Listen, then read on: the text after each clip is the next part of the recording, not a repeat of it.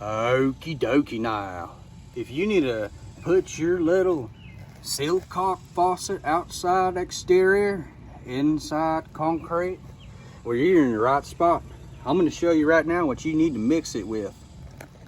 For me, I'm going to be using this concrete bricklaying masonry mortar mix from Lowe's. If I can find a barcode, there's a barcode right there if you need that.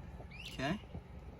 And it just comes from Lowe's. It's about $6.80 right there. Now that we got that mixed, you're gonna wanna get your water hose, something like this, and right here, down here in Oklahoma. Spray that water down in that crack and in them crevices really good. As good as you can. Okay? Now that we got that wet, take you some concrete, some mortar mix, and you're going to want to place that faucet right where it should go. In my case, mine moves around. That's the farthest it can go in, that's the farthest it can go out. I'm going to let it rest in right about where it's happy, right there. Keep it straight. Make sure that when you're concreting around her, that you're not plugging off the bottom of the hole or getting concrete all over this thing. If you do, just wash it off, but don't get it on that. And you can see when it's placed right here, whenever I put concrete over right here, it's not going to be affecting this right here, okay? So that's what you want to keep in mind. And in these really small cracks, you're going to want to put more wet concrete, more wet like this. Kind of mix that around, make it real mushy, real wet, get that fine stuff right there in those really tiny cracks. Okay, we're going to work this concrete inside those cracks. I'm going to start with the thicker concrete first, placing it underneath that faucet. Just like that. And you're going to press it in there with your fingers. Okay, get some more in there. Okay, pressing it in all around, get it in there. Okay, over here, pressing it in. Okay, and I'm going to keep working this concrete in and around this faucet all the way, packing it in with my fingers, smashing it in there. Okay, and we're going to fill this whole hole and make sure the concrete's back far enough to where it's not just a thin layer. You can just tap it right off of there. You want this to hold this thing in place, hold it steady, hold it secure.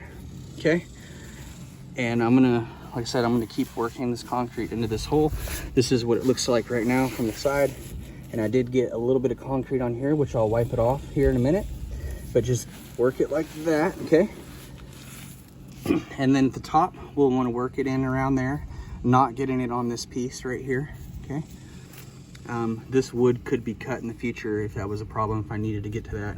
I'm probably gonna pack it in, maybe pull it, I might pull it out just a little bit to right there, and then we can cut this siding around to get a tool in there. Of course, you could bust the concrete around this too. But for now, I'm just gonna fill in the hole and try not to affect this piece or this piece. And after working it around, I'll bring you right back and we'll start working concrete inside this crack below it. You can see in my case, it's cracked all down right here, and then this was all wide open. So I'm gonna get this and then I'll bring you back as we fix that. Okay, this is what I've got so far. It's getting pretty messy, but that's okay. It looks really nice in some ways. In other ways, it's a little bit, yeah. But you can see the shape is taken on. I'm gonna let this dry for about 5 minutes while I'm doing this crack below, and then I'm gonna start cleaning this up. You don't wanna let it dry too long.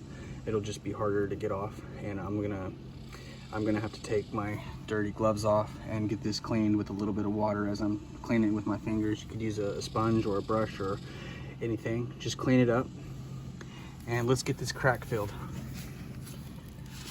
What I'm gonna be doing is taking some of this thinner concrete right here, and I'm gonna be putting it at the bottom of that crack, and we're gonna be working it back and forth up like this in that crack, pressing really hard. Okay, get more concrete right here, pressing it inside that crack and working it back and forth. Okay, and we're gonna keep doing that process, going like this, slowly packing it in, packing it, pack inside the cracks, Okay, and we're gonna clean that, and then I'm just gonna glaze over it to make it all look the same color. Okay, I'm gonna glaze over all this around this faucet, and then we're gonna clean that faucet up. So here is what we have now. We have the faucet. I've cleaned it around with a glove after wetting the gloves down, after taking them off and cleaning everything up. I use the clean gloves to wipe all this down, sponge water out on it, give it a little sponge bath, clean it up. If I have to get to this, I'll probably end up having to take a little tool and scraping a little bit right there between the metal and the wood, and maybe just a little bit of fine tool and scrape out right there. But I'm gonna worry about that later. For now, this thing's very solid.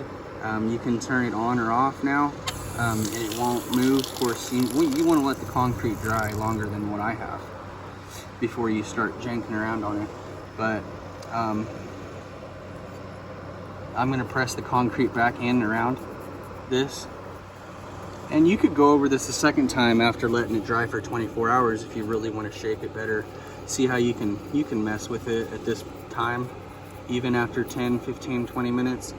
I'm probably going to give another thin layer over this because I'm about to be fixing this crack. I ran out of concrete. I may let this dry and go over it again. But anyway, this is what it looks like. And now that it looks like this, I'm going to take a little block that I found in the yard. Nothing fancy. You can use other things, of course. And I'm going to take this and I'm going to scrape all the crusties off. Okay, just lightly go over this. Now this needs to dry a little bit longer, but I have to go soon, so I'm doing this a little bit too wet. You could let this dry a little bit longer than I did and knock those crusties down. Okay, just take your piece of wood and go over it and smooth it all out.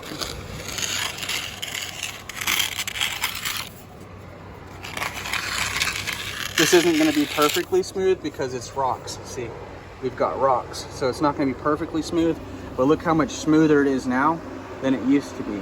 Okay, so I'm just showing you, this is a couple of dollars, $1, $2 right here. And I can make all this stuff look pretty and go away for just a few more dollars. Get you a concrete bag and do this whole section if you want to. If you want to do your whole house like me, just do one thing at a time all the way around and then glaze it all. Just do it bit by bit until it's all done. Follow along on the channel. We just did this one over here. If this video was helpful in any way, go ahead and like it. Subscribe to the channel if you like home improvement videos, and follow along with the rest of this stuff. And I will see you next time.